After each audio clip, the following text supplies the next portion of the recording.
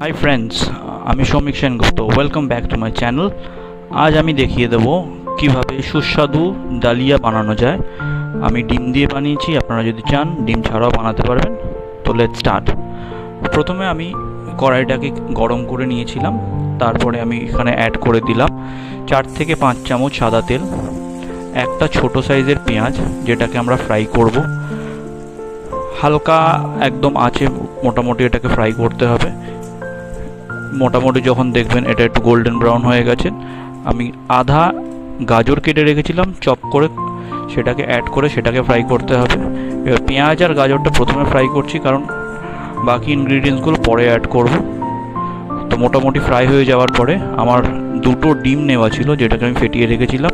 এবার ডিমটাকে ভালো করে মিশিয়ে নিতে হবে। তো মোটামুটি ডিমের ভুজিয়া যেরকমভাবে বানানো হয়, তো সেরকমভাবে মোটামুটি কিছুক্ষণ নাড়াচাড়া করে ওটা একটু বানাতে হবে। এবার আমার একটু বেশি ফ্রাই ভালো লাগে ডিমটা, তো আপনারা যদি চান কম ফ্রাইও করতে পারেন। আমি একটু বেশি ফ্রাই করেছি, আমার টেস্টটা বেশি ভালো লাগে একটু ফ্রাইড হলে।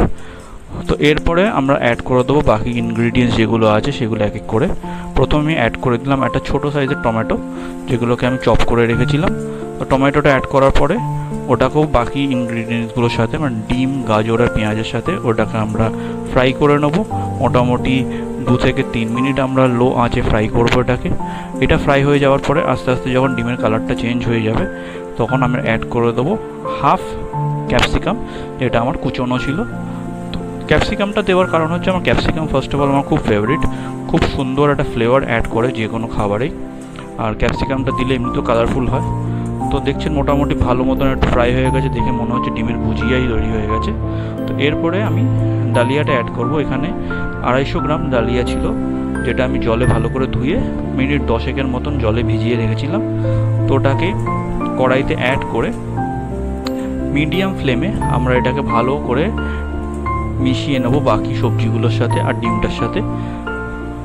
নুন আমি আগেই দিয়ে দিয়েছিলাম, তো নুন অ্যাড করাটা এখানে আর দেখালাম না সেপারেটলি।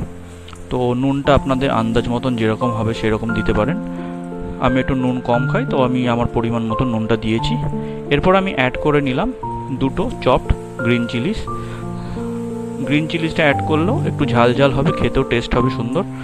তো মোটামুটি দেখুন ভালো মতন যখন ডালিয়াটা ফ্রাই হয়ে এসছে, এবার আমাদের পালা হচ্ছে জল অ্যাড করব, যেটা দিয়ে ডালিয়াটা সেদ্ধ হবে।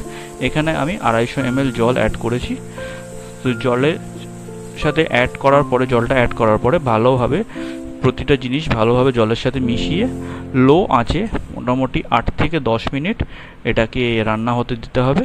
তো ডালিয়াটা মোটামুটি এর মধ্যে সেদ্ধও হয়ে যাবে, একদম সফট হয়ে যাবে। তো আপনারা যদি চান আপনারা এটাকে ঢাকা দিয়েও রান্না করতে পারেন। আমি ঢাকা দিয়ে রান্না করিনি, কারণ আমি সামনে দাঁড়িয়েই এটাকে অবজার্ভ করছিলাম। তো মোটামুটি দেখুন এখন ডালিয়াটা অলমোস্ট রেডি হয়ে গেছে। এবার আমি একটা পাত্রে সাজিয়ে নেব। গরম গরম ডালিয়া একদম খুব ফ্লেভারফুল হয়েছিল আর খুবই টেস্টি হয়েছিল।